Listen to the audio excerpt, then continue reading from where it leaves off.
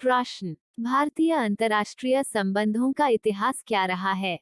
विस्तार से जानकारी दीजिए। उत्तर। दक्षिण एशिया में अंतर्राष्ट्रीय संबंधों आईआर की उत्पत्ति, उद्देश्य और मौजूदगी के भुला दिए गए इतिहास के पुनर्मूल्यांकन का समय आ गया है। अंतर्राष्ट्रीय मामलों पर भारतीय दृष्टिकोण का क्या मतलब है? भारतीय अंतर्राष्ट्रीय संबंधों आईआर को यूरोप और उत्तरी अमेरिका में आमतौर पर पश्चिमी शिक्षण परंपरा से उपजा हुआ माना जाता है। यह विचार दक्षिण एशियाई बुद्धिजीवियों, विद्वानों और कार्यकर्ताओं के बीच 20वीं शताब्दी के दौरान उभरे राजनीति विज्ञान और अंतर्राष्ट्रीय विचारों के व्यापक कार्य को व्यक्त नहीं करता। दक्षिण एशिया में आईआर की उत्पत्ति, उद्देश्य और मौजूदगी के भुला दिए गए इतिहास के पुनर्मूल्यांकन का समय आ गया है। इसमें वह शिक्षण परंपरा सामने आती है जो आईआर के दायरे को व्यापक करती है और उपनिवेश के बरक्स उपनिवेश विरोधी शक्तिशाली वैश्विक दृष्टिकोण को सामने लाती है और स्वतंत्र भारतीय विदेश नीति की आधारशिला रखती है।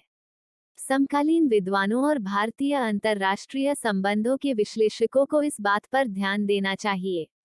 भारत से बाहर का अकादमिक जगत वास्तव में भारतीय सामाजिक और राजनीतिक संगठन की व्यवस्था को विस्तार से समझने के लिए व्यग्र है। राजनीति विज्ञान में शोध तभी हकीकत बन सकेगा जब भारतीय विषयों में अध्ययन के लिए व्यापक प्रावधान किए जाएंगे। M. Venkataramaiah, courses of studies in political sciences, 1944। अंतर्राष्ट्रीय मामलों की भारतीय अवधारणा की संभावना अक्सर एक विवादित और बेहद राजनीतिक बहस को पेश करती है। इसमें हैरानी नहीं कि यह चर्चा अक्सर भारत की बेहतर होती स्थिति, चीन और दूसरी जगहों पर हो रहे विकास और सामाजिक विज्ञान के व्यापक उद्देश्य और स्वायत्ता के गूढ़ सवालों के संदर्भ में होती है। अंतर्राष्ट्रीय संबंधों आईआर को भारतीय देन के बारे में जानने की इच्छा इस संबंध में हो रही व्यापक चर्चा से पहले शुरू हो गई थी, जो दक्षिण एशियाई विद्वान अमिताभ आचार्य की ओर से 2014 के इंटरनेशनल स्टडीज एसोसिएशन में किए गए अध्यक्षीय संबोधन के दौरान ग्लोबल आईआर की जरूरत को लेकर उठाए गए सवाल से तेज हुई है। आचार्य ने ग्लोबल आईआर को लेकर जो धारणा पेश की है वो हाल के दशकों में दुनिया भर में कुकुरमुत्तों की तरह उगाए इंटरनेशनल रिलेशंस विभागों के साथ जुड़ने की वकालत करती है। ताकि इस क्षेत्र का दायरा व्यापक हो, क्षेत्रीयतावाद को लेकर नए विचार सामने आए और सैद्धांतिक परंपरा की महत्वपूर्ण स्थिति की पुनर्संरचना को बढ़ावा मिले। ग्लोबल आईआर की वकालत करने वालों और दक्षिण एशियाई अंतर्राष्ट्रीय अध्ययन के बहुत से तरफदारों की यह आदत रही है कि भारतीय आईआर को सिर्फ विकसित हो रहे की स्थिति में पेश करें। भारतीय आईआर की अनुपस्थिति को लेकर बहुत मजबूत कथ्य मौजूद रहा है और यह हाल संयुक्त राज्य में रह रहे दक्षिण एशियाई विद्वानों का भी रहा है। जहां नेहरू, टैगोर और गांधी जैसी शख्सियतों को दक्षिण एशियाई अंतर्राष्ट्रीय विचार के एक समूह के तौर पर पर्याप्त ध्यान मिला, लेकिन 1947 से पहले इस विषय को अस्तित्व विहीन मान लिया गया था। कुछ साहसी अपवाद जरूर रहे हैं, लेकिन बहुतों के लिए भारतीय आईआर पश्चिमी आईआर के प्रतिमानों और सिद्धांतों, रचनात्मकतावाद, वास्तविकतावाद, उदारवाद पर सवार मान लिया गया है, जिसमें संभवतः उत्तर औपनिवेशिक स्थिति के लिए बहुत संकीर्ण स्थिति है। इस इतिहास की समीक्षा की जरूरत है। 20वीं शताब्दी के शुरुआती दशकों में समाजशास्त्र, इतिहास और राजनीति विज्ञान के विषयों में भारतीय विद्वान अंतर्राष्ट्रीय स्तर पर उत्तर औपनिवेशिक दृष्टिकोण को लेकर बहुत मुखर थे और काफी प्रयासरत थे। यह सिर्फ एक विद्वतापूर्ण प्रयास ही नहीं था। अंतर्राष्ट्रीयवाद के विचार के बौद्धिक बीज युद्धों के बीच के काल में लगातार पनपते गए। इसमें पहले विश्व युद्ध की बर्बरता का असर था और उपनिवेश विरोधी स्वतंत्रता आंदोलनों का प्रभाव था। इसमें राष्ट्रवादी परियोजनाएं भी शामिल थीं, हालांकि यह इस तक ही सीमित नहीं था। विविध राजनीतिक और बौद्धिक क्षेत्र पर जमे हुए यह लेखागार इंडियन पॉलिटिकल साइंस एसोसिएशन जैसे शुरुआती भारतीय विद्वत सोसाइटियों, उत्तर अमेरिका में स्थित प्रवासी समुदाय के पैम्फलेट और न्यूज़लेटर और बौद्धिक आदान प्रदान के अंतर्राष्ट्रीय नेटवर्क, जिनमें दक्षिण भारतीय विद्वान शामिल थे, तक में शामिल थे। यह व्यापक बौद्धिक आदान प्रदान आज भारतीय अंतर्राष्ट्रीय संबंधों का एक गहरा और ज्यादातर भुला दिया गया इतिहास और भारतीय अंतर्राष्ट्रीय विचार, सिद्धांत और अनुभव पेश करता है। आधुनिक आईआर विचार। भारत के अग्रदूत। भारत में आधुनिक अंतर्राष्ट्रीय विचार के शुरुआती प्रमुख व्यक्तियों में एक थे बंगाली समाजशास्त्री और राजनीतिक सिद्धांतकार विनय कुमार सरकार। उन्होंने विभिन्न प्रकाशनों में अपनी जगह बनाई, जिनमें American political science review, political studies quarterly और जर्नल ऑफ रेस डेवलपमेंट, बाद में जो फॉरेन अफेयर्स बन गया, जैसे प्रमुख अमेरिकी राजनीति विज्ञान प्रकाशन भी शामिल है। सरकार के काम ने दक्षिण एशियाई बुद्धिजीववाद को अमेरिका और यूरोप के शुरुआती दौर के राजनीति विज्ञान के साथ एकाकार कर दिया।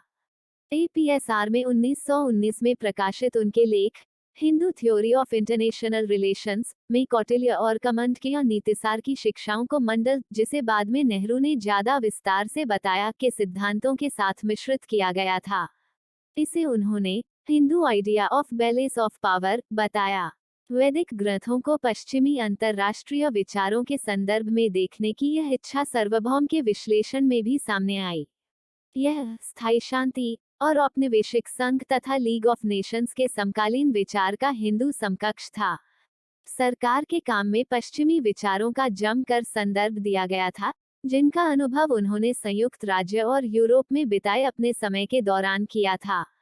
लेकिन उनकी विद्वता सिर्फ अनुकरण करने की सामान्य प्रक्रिया तक सीमित नहीं थी।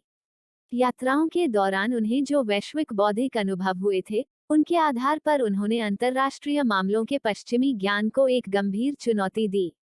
उदाहरण के तौर पर 1919 के उनके लेख फ्यूचरिज्म ऑफ यंग एशिया ने उन पश्चिमी तर्कों की आलोचना शुरू कर दी, जिनमें पूर्व की ऐतिहासिक उपलब्धियों को लगातार नकारा जाता रहा है। उन्होंने इसे पूर्ववाद का नाम दिया और एडवर्ड सईद के उत्तर उपनिवेशवाद के कई दशक पहले ही इसे अंकित कर दिया। यह वाद व्यवस्थित तौर पर पूर्व को बदनाम कर रहा था और इसे ठहराव और अध्यात्म का ठिकाना बताता था। इसकी बजाय सरकार ने तर्क पर जोर दिया और दिखाया कि यूरोपीय अंतर्राष्ट्रीय राजनीति राष्ट्रीय गर्व की अव्यावहारिक मान्यता पर टिकी हुई है, एक खास तरह का आदर्शवाद जो युगोस्लाविया, चेकोस्लाविया और पोलैंड की बहुनस्लीय विशिष्टता पर टिका था। Politics of boundaries and tendencies in international relations 1926 में, जो संभवतः अंतर्राष्ट्रीय मामलों पर उनका सबसे व्यवस्थित अध्ययन था, उन्होंने राष्ट्रीयता के सिद्धांत से मुक्ति राष्ट्रभक्तों और आदर्शवादियों की ओर से थोपे गए रहस्यमयी संबंध एक पंथ के तौर पर राष्ट्रीयता के रोमांचक विचार को चुनौती दी। संक्षेप में, यह पश्चिमी ज्ञान का उसी के खिलाफ उपयोग करने का एक प्रयास था, प्रतिज्ञान का एक स्वरूप जो एक साथ दक्षिण एशियाई पहचान को भी हासिल करता था और बौद्धिक स्पंदन को भी। इस दौरान यह पश्चिमी अंतर्राष्ट्रीय विचार के अंतर्विरोध को भी प्रदर्शित करता था।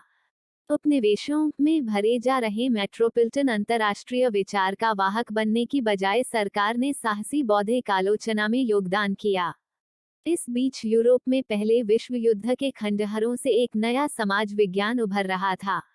गैर पश्चिमी अंतर्राष्ट्रीय विचार में यह एक अहम योगदान था, जो एच कार, नोमन एंजल जैसों और प्रथम विश्व युद्ध उपरांत के बनाए गए एबरविस्टविथ यूनिवर्सिटी और वेल्स के वुडरॉ विल्सन पीठ, जिसे महायुद्ध के डर से बचाने के लिए तैयार किया गया था, के प्रपंच में पूरी तरह डूब गया था। सरकार के काम में पश्चिमी विचारों का जमकर संदर्भ दिया गया था, जिनका अनुभव उन्होंने संयुक्त राज्य और यूरोप में बिताए अपने समय के दौरान किया था। लेकिन उनकी विद्वता सिर्फ अनुकरण करने की सामान्य प्रक्रिया तक सीमित नहीं थी। इस परियोजना में सरकार अकेले नहीं थे। पहले विश्व युद्ध के खौफनाक मंजर के दौरान जर्नल ऑफ रेस डेवलपमेंट में एन चटर्जी ने अपने लेख के जरिए भविष्य में नस्लीय आधार पर होने वाले वैश्विक संघर्ष की झलक दे दी। इसमें उन्होंने भविष्यवाणी की थी कि उपनिवेशवादी ताकतों की ओर से अपने उपनिवेशों को स्वतंत्रता देने में नाकामी एक संघर्ष की ओर ले जाएगी। जैसा कि सैमुअल ऑडेन ने बताया है, यह उस समय पूरे एशिया में चल रहे व्यापक पश्चिम विरोधी बौद्धिक आंदोलन को भी प्रदर्शित कर रहा था। चटर्जी की भविष्यवाणी पश्चिमी सभ्यता के द्वंद्व और पाखंड पर आधारित थी, जो पूर्व को सभ्यता का पाठ पढ़ाने की बात करती थी, जबकि उसी दौरान यूरोप में एक दूसरे को नष्ट करने के बर्बर युद्ध में जुटी हुई थी।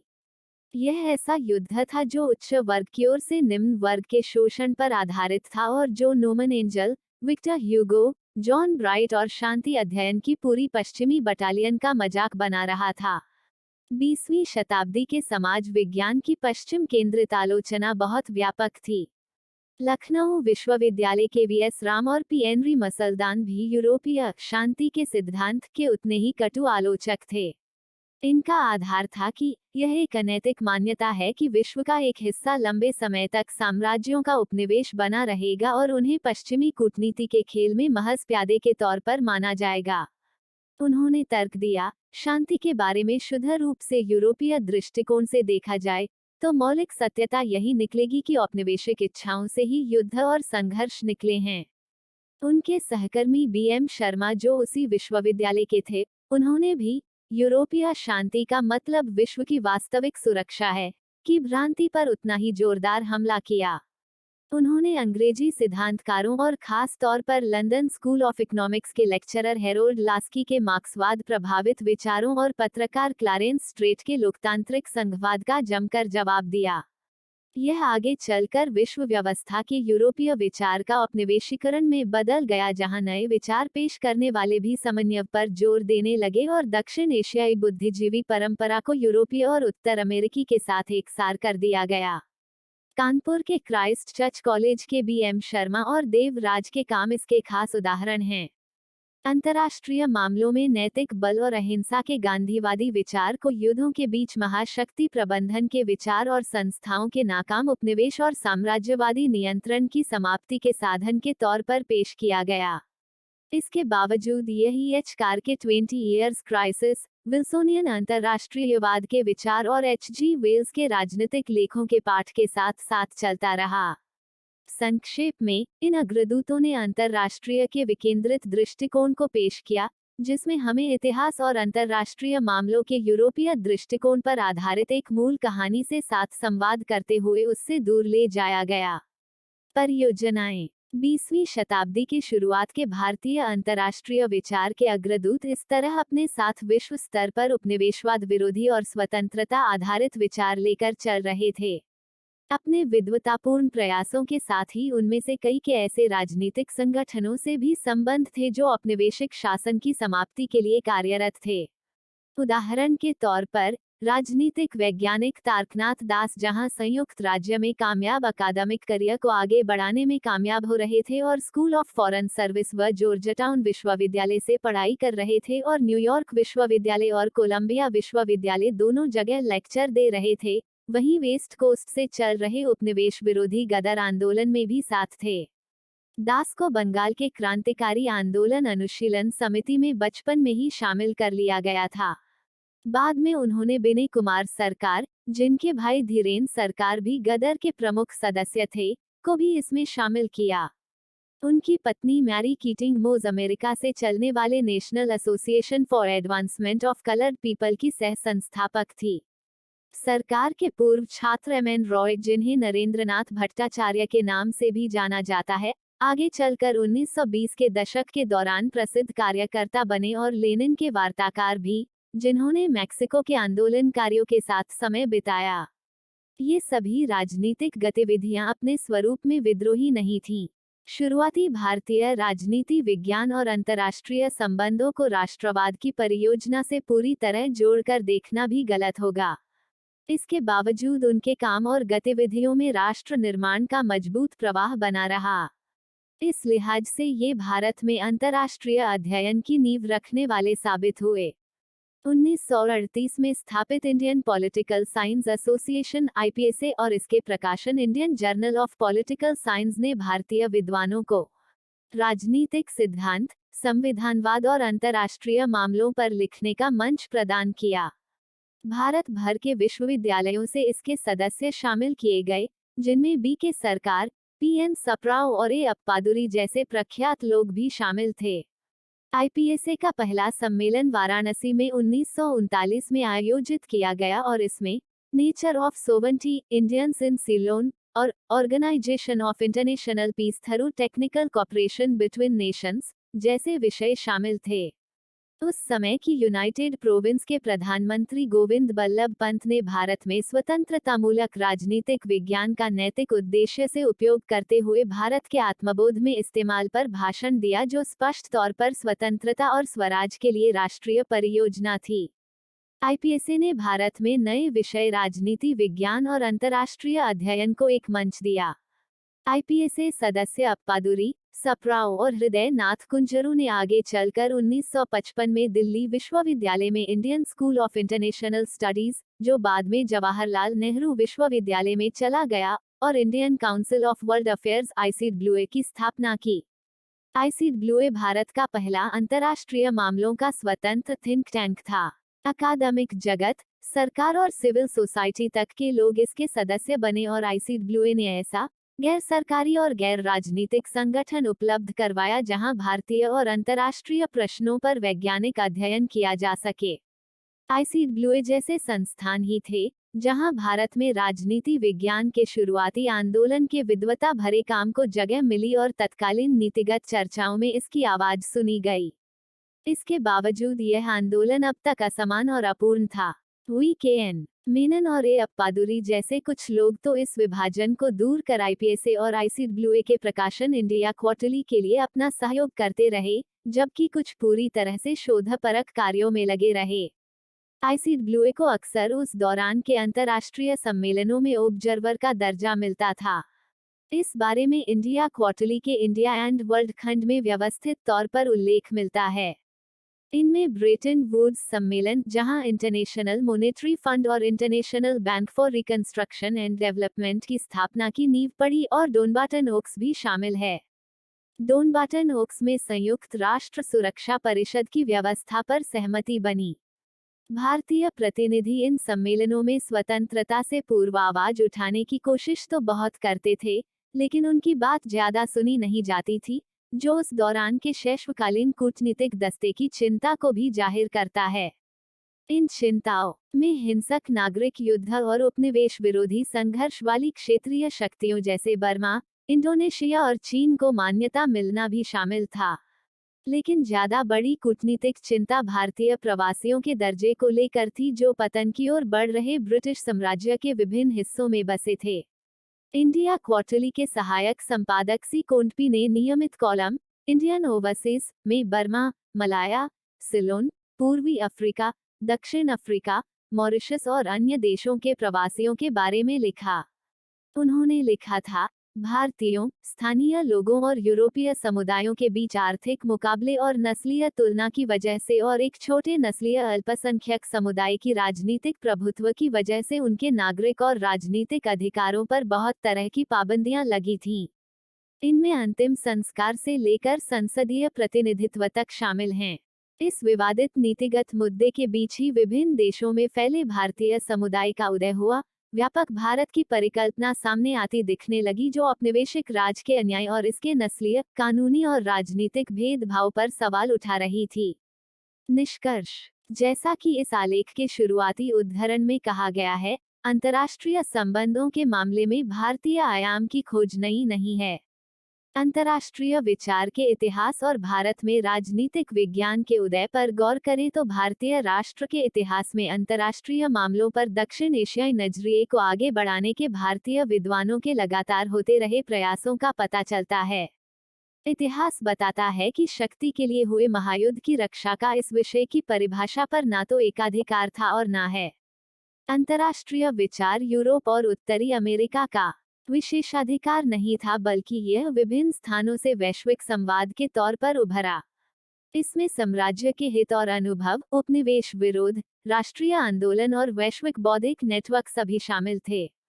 भारतीय विद्वानों ने अंतर्राष्ट्रीय विचार को समझने और दर्ज करने के इस दोबारा मजबूत हुए प्रयास में एक सक्रिय भूमिका निभाई और इस विषय के बारे में एक नया नजरिया पेश किया, जिसमें नस्ल, उपनिवेश विरोधी, अंतर्राष्ट्रीय एकजुटता और उत्तर औपनिवेशिक विश्व व्यवस्था के लिए पुनर्कल्पित दृष्टिकोण जैसे विषय शामिल थे।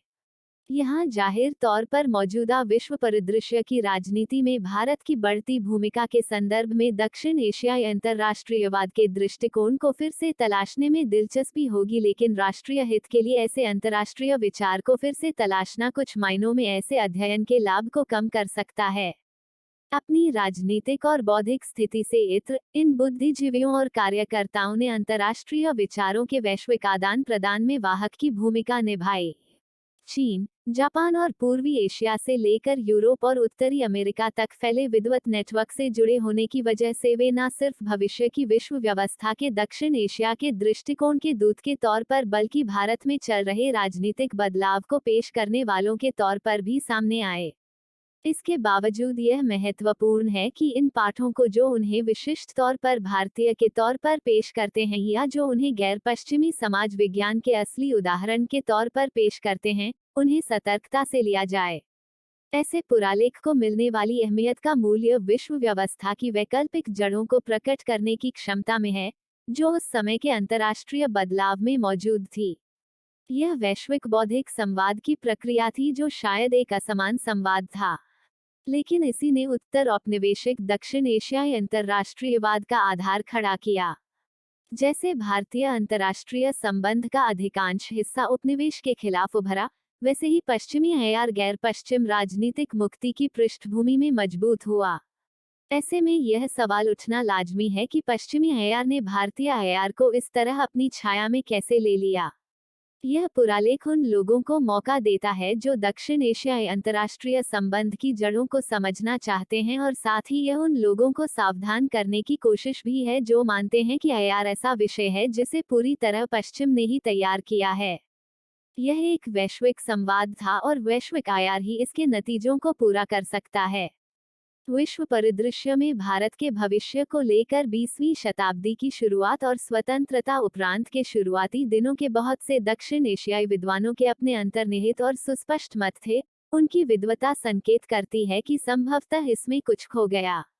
1950 के दशक के नेहरूवादी सुधार ने भारतीय अंतर्राष्ट्रीय अध्ययन को एक राष्ट्रीय शक्ति के तौर पर बदल दिया जो एक उपयोगी ज्ञान का स्वरूप था। इसके बाद के काल में इसने इस विषय की राजनीतिक स्वायत्ता को काफी नुकसान पहुंचाया। स्वतंत्रता उपरांत राज्यों के साथ संबंधों पर जोर, शीत युद्ध शैली के क्षेत्रीय अध्ययन को अपनाना, सैद्धांतिकरण से बचाव या मेथोडोलॉजिकल बहस, और संभवतः भारत के अपने अंतर्राष्ट्रीय इतिहास के शोध में आई बाधा भी भारतीय अयार के पतन की कहानी का हिस्सा रही हैं।